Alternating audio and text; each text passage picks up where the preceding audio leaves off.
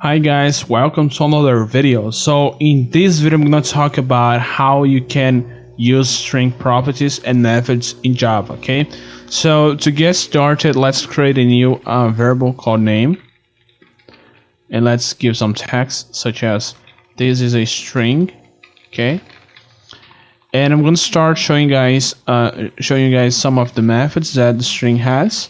So in the last video we've seen how we can create methods, but these methods actually exist in a bunch of objects in Java.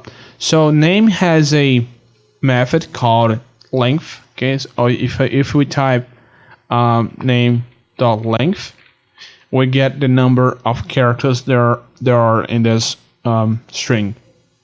So you guys can see that name has 17 characters. And now I'm going to show you guys some of the other methods. So there is actually a lot of methods in Java.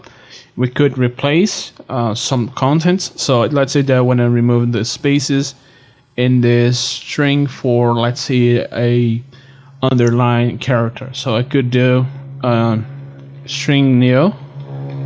I cannot do this. I could do new name equals name.replace, and I'm gonna replace space by a underline character.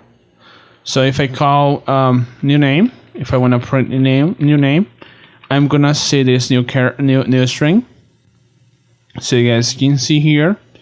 Okay, I could do other stuff, such as I could get name to upper. Okay, uppercase. I could do this. So this is going to convert the entire string to a lowercase, uppercase.